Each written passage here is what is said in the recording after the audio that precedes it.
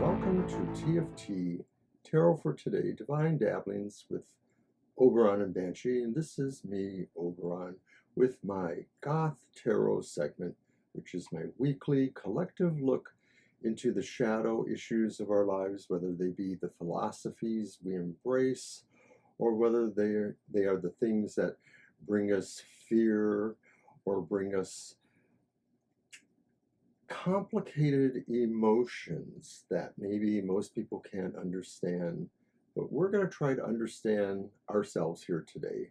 So we do that with this collective card reading, and I use the tarot decks that I mostly associated with Goth type shadow side emotional based issues. So we start off with the Murder of Crows Tarot,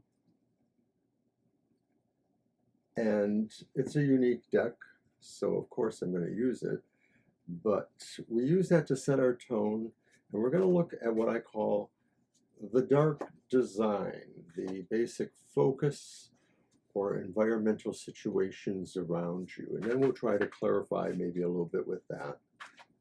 So hold on, everyone. From the Murder of Crows comes the dark design as embodied in this card. It's the reversed Ace of Coins. I'll put you way over there. So Ace of Coins. What is around us at this time seems to be stalled or delayed or interrupted progress in our plans.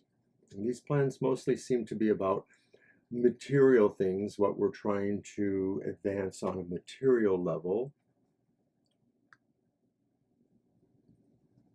On a very personal level, this could express the idea of some big doubt in your life about new projects or new situations, especially if you feel there's too big of an investment from you that draws from your material realm. So it could be money, but it could also be time investments, or it could be an investment of personal things that maybe makes you feel like you compromise your security a little bit.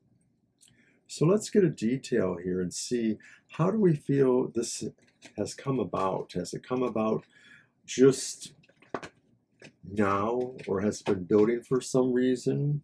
And I think it is just coming about now, because I have in the dark details the Crow of Dawn. That means this guy kind of just began, I think. I'll put you way over there. It may be that you have only just become aware of these situations that seem like encroaching upon your plans. So how will it affect you? Will it make you want to work harder, or just totally retreat, or whatever? For that, my other dark detail card from the Murder of Crows deck, my other card from the Murder Crow deck that defines how we experience it, and it's the Crow Father. And the Crow Father is suggesting to me that this is a real physical thing. This isn't necessarily emotional, like how we're feeling about our security issues. This is saying maybe we really are challenged in some form, but it's mostly applying to, I think, what we have begun. So if there's an overall situation going on with, some amount of despair or feeling like you're not getting anywhere, it may not necessarily be this. This looks like something that's just started and is pretty brutal in a certain sense. It's really disconnecting you, I think. In fact, one could even say that maybe it haunts you a little bit. And in that haunting, perhaps we need to see what, if anything, are these qualities that remain to obsess you, to make you feel like you're not going to get away from it, just a haunting. And this suggests the dark shadows for which I use my Goth Tarot to look at possible spirit or internal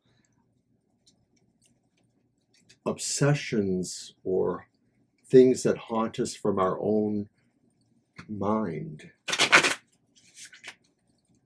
And I think it's a good deck to point that out.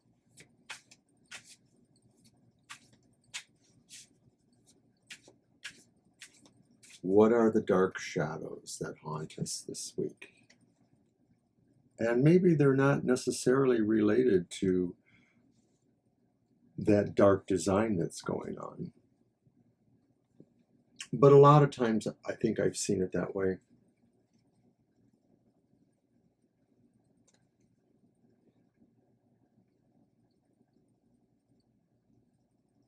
And so it is the Empress reversed, which I shall leave there. And the Empress reversed says that what haunts you, perhaps, is that deep down inside, maybe you know you're becoming a little bit selfish. You're feeling everything just in terms of yourself, like you're the only one you need to worry about, or you're the only one that you can worry about. And what's haunting at you is that maybe you've come to realize that you can't really participate fully with other people in other ways because you're really kind of obsessed with your own pain and sorrow to some degree. Now, it could also be saying too that really there's just a strong streak in yourself that says you need to take care of number one, which is yourself. But maybe you are coming to the idea that it does border a little bit as an obsession to maybe not allow you to understand or empathize with others. I'll just leave it at that.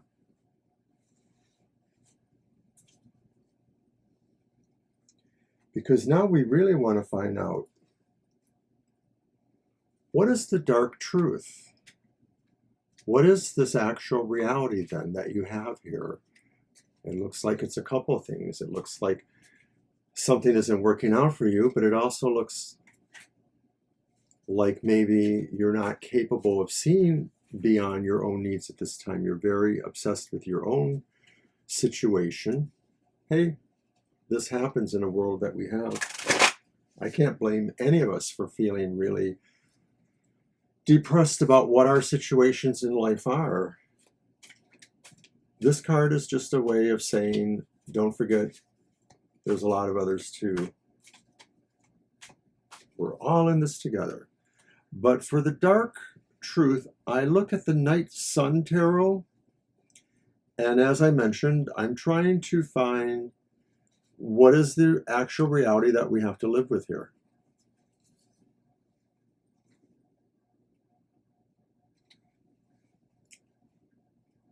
And it's the Lovers, the Major Arcana 6, but it is reversed. The dark truth may be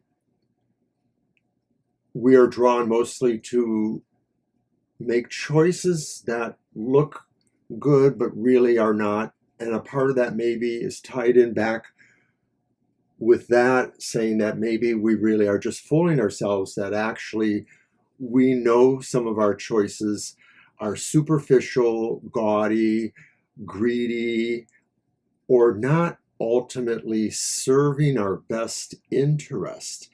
And in a reading like this, that's really what I want to talk about. It's not so much that we might feel drawn to superficial things or gaudy things, as I mentioned, but really, are we able to figure out what it is that serves us, serves our spirit, serves our role in the world? Now, I also draw another card from the Night Sun Tarot, and that represents the dark sacrifice. The idea of what are the sorrows we bear, or how can we change them by finding ways to let go of outmoded things that are cluttering or weighing us down. And so our dark sacrifice is death, upright, the major arcana 13. So that's kind of woe. I'll put you in there, I think, death. And so death as ultimate change, the sacrifice we have to make is that we maybe really have not come to that point of what the ultimate change, the big change, the change that evolves us in the way that death has that scorpionic phoenix effect about hitting the bottom and then bursting forth from those ashes or dregs of defeat and rising like a phoenix to something far better. So I think I'll put you over there now. So that's what we have to come to terms with. And so at this point, when we're listening to this, we're going to have to just say, maybe, that sucks. But it's the way it is. Is it what really sucks, or is it something else that maybe sucks more? Some dark spiral that drains us of our energy, drains us of our will. It's almost like being attacked by a vampire. And so for this reading, I use the Vampire Tarot. And the Vampire Tarot will show us the dark spiral, the thing that is sucking our will to be productive or to see our way through that, to figure out how to overcome making these bad decisions or this refusal to change or this feeling like we just want to be selfish and not really care about others, if that might be in there too. So let's see. What is the dark spiral that we should recognize and drive a stake through its heart?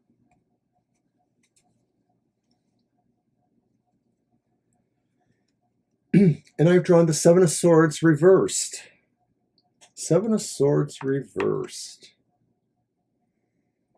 Maybe what sucks is that to some degree we are facing up to the idea that we've been doing things under the radar, maybe not even necessarily totally on the up and up, and or we have created a facade about ourselves, that we have promoted an image of ourselves that maybe is not true, and at some point we are understanding, or we should be understanding, that we have created our own shadow self in some respect, because maybe we can't admit to certain truths in our lives, whether they're our inability to really advance plans, or to think about others beyond ourselves, or to pick the right things and really find change, that death card there. So that's what sucks, is maybe for some of us, we've come to the end of the line with realizing we may be able to fool a lot of people, but we can't fool ourselves. Bam. So I know I've laid it pretty heavy here, but I want to brighten it up with the possibility that the dark gift gives us a relief, shows us what our abilities or insights are that maybe can put us on a different path, maybe reconcile this. It's not necessarily that you don't have to be your best honest self, but maybe you have to just figure out a way to not necessarily deceive people inadvertently. I'm not saying that's what we're doing here, any of us. I'm just saying that maybe the biggest thing is we're deceiving ourselves. And so maybe the dark gift will give us the impetus to try to route that.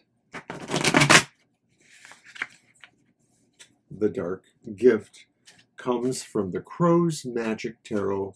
So I start with the Murder Crows and I end with the Crow's Magick Tarot. What is your magic gift, O Crow? Of course, it's the upright Ace of Cups. Oh, let's put you up there, baby. Look at you over there. Ace of Cups. Your dark gift is knowing that your time to give is happening. And you just need to tune into the idea that there is something beautiful that is about to happen in your life, despite what I've said, because you're working on bringing your better sense of love into being here. Because after everything we've seen here, we have to realize that sometimes we have to find a way to give more, that rather than wanting others to give to us or find ways to choose exciting things without depth, not be truthful with anyone, especially ourselves, refusing all of that to change, yet somehow finding our way through love. And so maybe if this isn't you, this is too flaky, maybe this is somebody who cares about you. Maybe this is where your love is founded on the strength of your partner as well as yourself or your family or somebody that really cares about you.